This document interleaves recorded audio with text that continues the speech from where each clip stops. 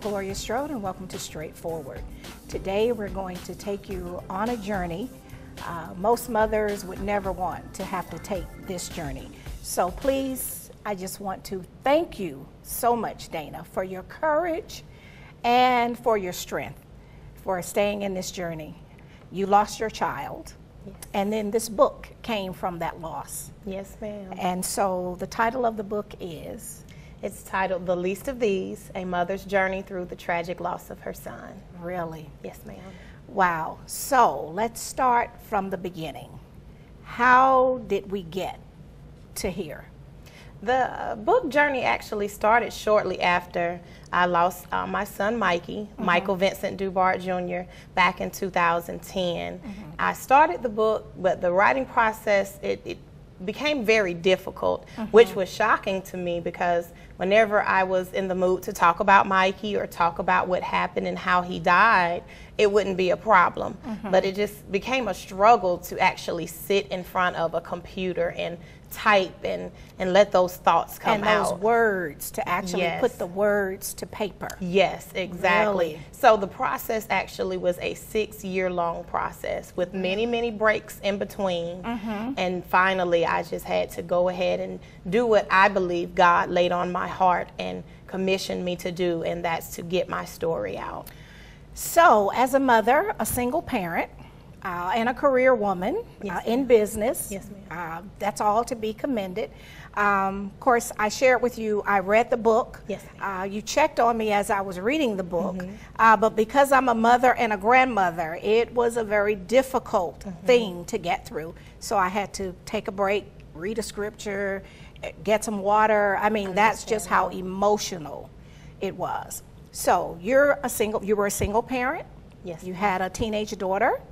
And then you had the wonderful Mikey with the beautiful dimples, who was this handsome toddler. Thank you. And so on your way to work, you dropped him off at daycare. Correct. Like any normal day. Yes, I was doing what any responsible parent would do, going to work to earn a living, to support my household, support my children. And it's like this. Most people look at news stories and they never suspect that it would come knocking at their front door. Right. And I literally was at work at my salon when there was a breaking news story on the television, actually in the salon. And when I looked up at the television, I saw that there was a home daycare fire here in Columbus. And they said the name of the street, and of course my heart started racing, and I'm trying to figure out, okay, is this where Mikey is? Because they did not give the exact address and the name of the daycare, but it just was a sinking feeling on the inside, and I knew that some way, shape, form, or fashion Mikey was involved, and I just did not know to what degree. So it was like mother's intuition. Yes. In the book, you said that morning he was a little different. Yes. Normally he was very playful, very energetic, but he seemed a little lethargic. And then you said when you reached the daycare, he was a little hesitant, didn't want to go in, was trying to go to the front porch instead of inside until the children greeted him. So how does that replay in your mind? Do you think he had some type of intuition, or? I honestly believe that children have a very special connection with God. And I honestly believe that this was a journey that God began to prepare him for even the night before, because the night before he had started to he was just different. He had fallen asleep. Usually he would be awake when I would get home from the salon, and he was asleep. My daughter said he hadn't eaten, and I was like, well, let me just go in there and wake him up. And he did not wake up. I was waking him up. Mikey, you have food here, let me know. And he just was not himself. And like you said, that morning it continued, and he livened up just a little bit, and he did not want to go in until he saw the children, and then that's when he just became himself. And when they said, Mikey, you know, that big beautiful smile with those dimples that you spoke of, and it eased me some, but it was just a little, it was just confusing, like, what's up with Mikey this morning? He's just not himself. Like maybe he had been out somewhere partying all night, but you knew that wasn't the case. I don't know what 2-year-old, almost 2-year-olds would be doing. Yeah, would it be at Chuck E. Cheese? But no, really. So it just didn't really make sense. And so you went on to work, and then you saw this breaking news. And then where do we go from there? People start calling. Complete chaos. I started dialing the daycare provider's phone. This was a wonderful woman who had kept my daughter, who was then about 13 years old at the time. So you had experience with this provider. Oh, yes, of course. And you trusted her. Oh, of course, of course. And I knew this number by heart. So when I started to dial the landline, I just repeatedly got a busy signal. And I knew that was not normal. That was strange in and of itself. And I just continued to dial. And then my personal cell phone started ringing. And people just who were connected in some type of way that the news had traveled to just that fast started calling and saying, you know, Dana, is Mikey okay? And what's the exact address to the daycare where he is? And that almost confirmed that, wait a minute, it's the same place. Exactly. And so then you were in your car, headed to the daycare, got diverted, got a call, and went to the hospital. Well, yes. One of my best friends at the time was actually in the salon that day. And ironically, I had asked her, would she go and pick Mikey up for me that morning? Okay. Because my goal was to actually be at the daycare, picking him up at the exact time of the fire. Really? I had planned on picking him up early and then bringing him back to the salon with me to finish my day. And that was customary because he was pretty well behaved. And she had taken off work, my best friend that is, and we were just discussing it. And I was saying, my schedule got thrown off this morning. Could you go by and get Mikey for me? And she was actually in the chair getting her hair styled from coming from up under the hair dryer when we saw it. So we actually got into her vehicle and she drove me. Wow, because your intent was to go to your daughter's game. Exactly. She was an athlete. Yes. And all the people on the team knew Mikey. Of course, they did. The administration, from the principal, faculty, staff, the students, the ball players, the cheerleaders, everyone knew Mikey and loved Mikey, and they had watched him grow from birth up until almost the 2 years of his life. Really? So you get in the car with your best friend and you end up at the hospital. Yes, the medical center here in Columbus, Georgia, and it was just complete chaos.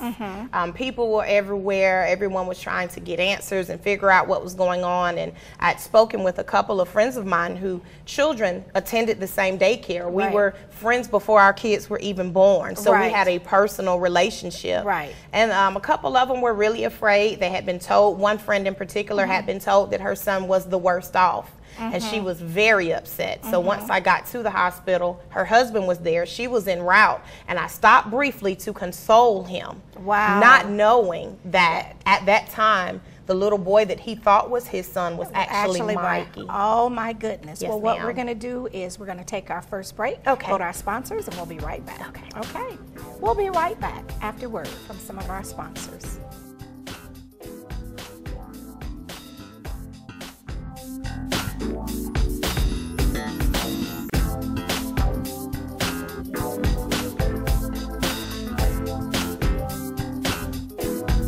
Straightforward is brought to you by Chalk by Quincy introduces Excellence Redefined, timepieces of the finest technology, luxury, and class with tons of style at chalklifestyle.com.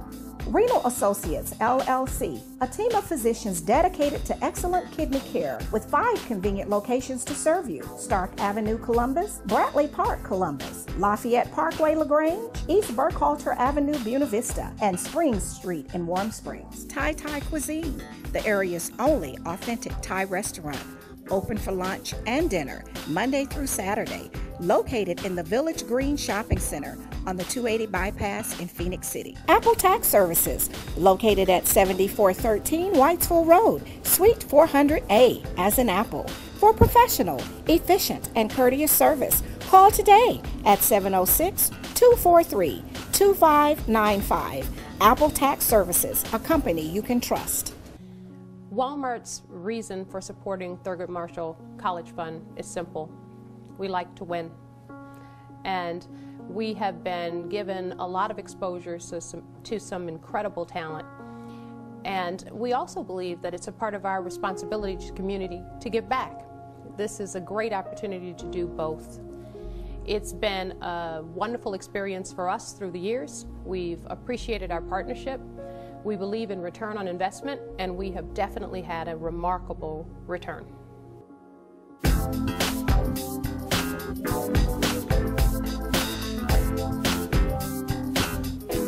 And welcome back to Straightforward. I'm continuing my conversation with Dana Richardson, the mother of the wonderful Mikey, and she is the author of the book, The Least of These, and it's a mother's journey. So you got to the medical center. Yes. You found out that it wasn't your friend's child. Your child was actually the one that was injured the most, I would say.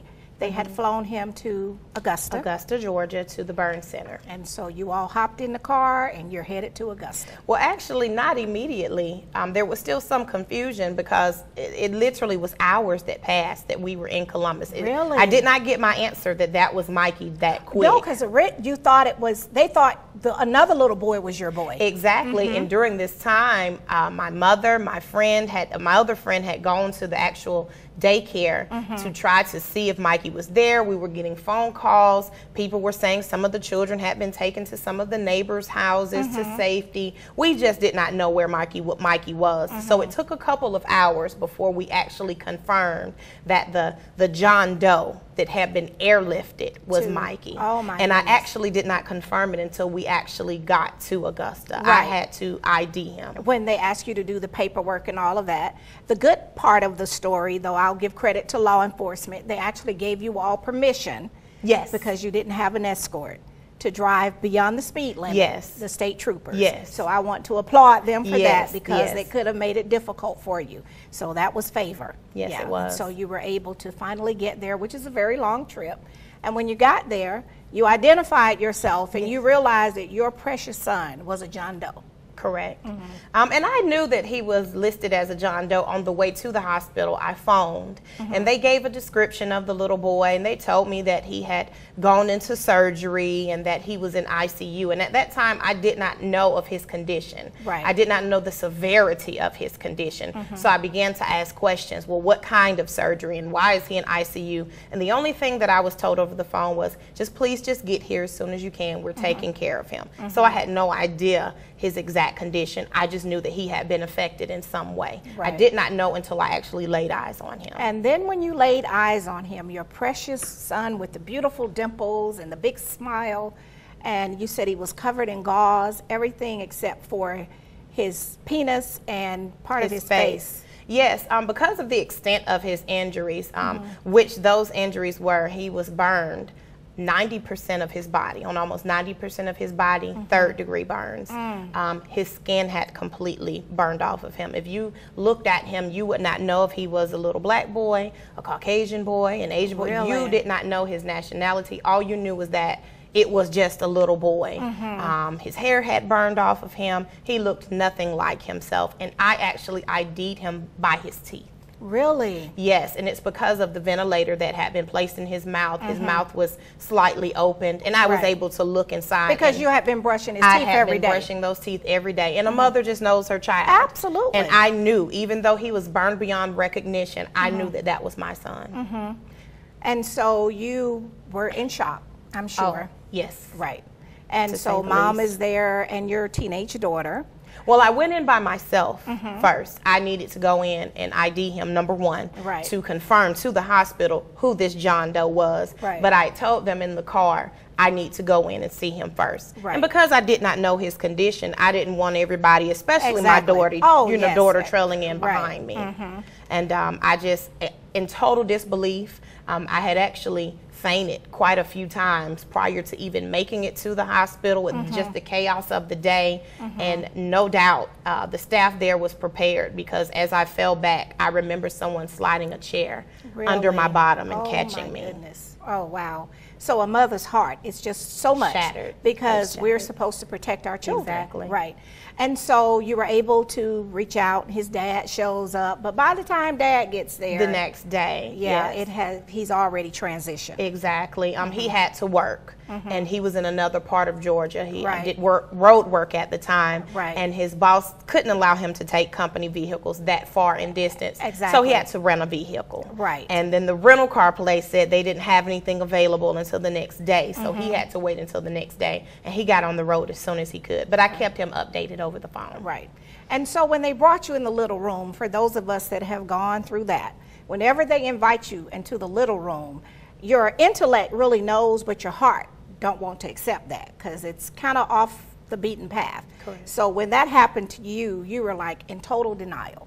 Well, I actually did not know why I was being taken into the room. My intellect nor my heart knew at the time, because we were asked if we wanted to see the chaplain the night before. And I said, of course, sure. I'm a God-fearing Christian woman. Of course, we're going to need that prayer. Right. And so we had gone down to lunch in the cafeteria, and we were told that the families who were affected by this fire, because 3 other little boys were there as well with their families, that they were going to provide housing. So we just thought we were being updated on his condition and possibly housing. So when I saw the chaplain, beautiful woman with her minister's collar, I just assumed, you know. Right, that they're just updating us and providing support services and that kind of thing. Yes. And so when you realize that they were there to say he has transitioned, it was disbelief. Oh, to say the least. I was in a complete state of shock. And the only thing I really remember is I couldn't see anything. I couldn't feel anything. It was just the most gut-wrenching pain I have ever had. And the only voice I heard was the chaplain's voice saying, "She's in shock, she's in shock. Let her get it out." Oh, wow. So you had to face that. Then you got in the car after trying to work through all of that. Well, let me just interject here and let you know that I actually fought my way back to the burn unit where Mikey was, and I actually witnessed them performing CPR on him. Really? I saw it with my very 2 own eyes. I don't know how physical I was. I was still in shock, but I made my way back to his bed, and I actually saw the respiratory team actually trying to revive him. But the burns were so bad, it's burned his lungs, they're not working anymore, and so we're just at that place now. Well, I need to give permission to stop CPR. Right. Yes, ma'am. Okay. So I know that had to be a very hard thing, but you had already seen what the result of the fire was. Yes, ma'am. So we're going to cut through the chase. So we ended up coming back to Columbus, and now you have the hard part of doing the funeral and all of that. What we're going to do right now is we're going to take a break, go to our sponsors, and we'll be right back. Okay, we'll be right back after word from some of our sponsors.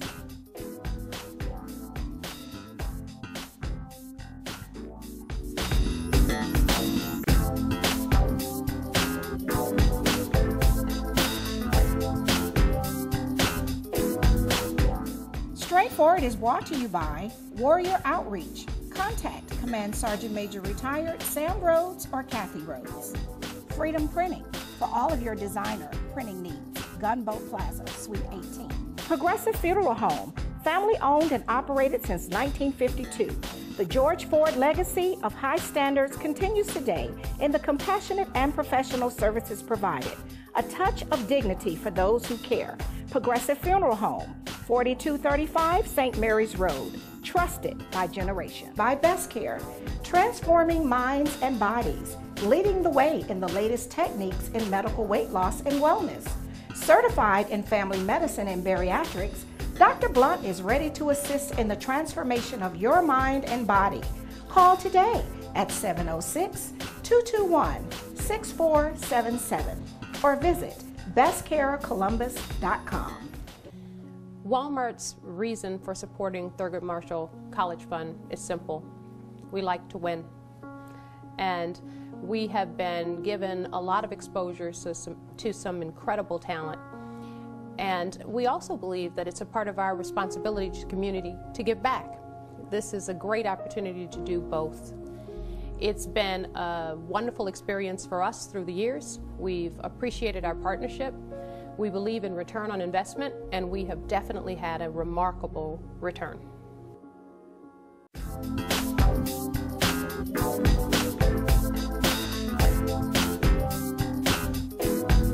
And welcome back to Straightforward. I'm continuing my conversation with Dana Richardson. Oh, a mother's journey. And I don't know any mother or grandmother that would want that journey, but it happens. Yes, and so you brought Mikey and you entrusted him to our beautiful, wonderful friend, Evergreen Ford Covington, and she just loves everybody, cares for you. I mean, if you want to be nurtured and you're having a hard time, that's a good place to visit, yes, believe it or not. Indeed. It is. And so she helped you with getting through and taking care of Mikey and getting the final arrangements, and the community supported you, and you had this great staff person that was on the fire department yes, that you have made a long life friendship with. Yes. And And so some good things came from this. But you also started an organization in honor of Mikey. Yes, I am actually still in the initial phases of Mikey's Mom. It's my nonprofit organization, and it's geared towards mothers who have lost children. And it's there to be there, a support for them at the time of funeral services and moving forward, because a lot of times everyone forgets your child, or they want to create Casper the friendly ghost with your child. And we just want our children to be remembered. We want our children who have transitioned to be loved and remembered the same way we feel about our children who are still living. And you call it a heavenversary? What is that term? Angelversary. Angelversary. Yes. I really like that. That's the death date of that child who has transitioned. They are now our angels, so it's the angelversary. Right. So we want these mothers to know on your child's angelversary, as well as their birthdays, Mikey's Mom nonprofit organization remembers you and remembers your child. Oh, and that helps with the healing and moving forward. Yes. And it's something very important you said in the book is it's the week after the funeral and the weeks following that people forget. That's when you really need your most support. And so Mikey's Mom is there to help those other mothers that have lost a child to work through the very hard times when all the company has gone away, no one's bringing food anymore or anything like that. Then you also in the book go through all of the stages of grief. And the thing that I like, because I've had lost, not a child, but my father and my sister are very close together and my very best friend. People can't put a timeline on your grief. Correct. And it comes in different forms. It could be physical, just the emotional, depression. It's a whole lot with that. So in this book, you cover all of that. And so not only are we going to talk about Mikey and the journey, but we're going to talk about those things that can be of support to other moms like yourself. Correct. And the book is in two parts. Part one does give my journey, and part two is exactly what you just spoke of, the grief process. And the book is also for those who who have not lost themselves, but they want to be there for someone who has lost. Maybe they don't know what to say, or maybe they feel like they're saying the wrong things. This book says, this is how you can be there. And you know, you made some very good points on the do's and the don'ts. So I want to let you know I read it from cover to cover. Sometimes people say stupid things because they really don't know what to say. And you even talked about your parents and their need to be needed by you, and you were just trying to get through. And it wasn't out of disrespect. It was like, I just need to get through. I need to focus on this. This is the hardest thing that I've ever done. And so your teenage daughter at the time now is an adult. And so you have things to celebrate. Yes, I am soon to be a grandmother in the next week and a half. My wonderful daughter, Brianna, is expecting her own son. And he was originally due on Mikey's birthday, but the doctors have had to push that forward just a little bit. But that is what we are getting ready to celebrate just before the 7th anniversary of the fire and Mikey's 7th angelversary. And also in the book, you stated that there are 3 entities that never apologized.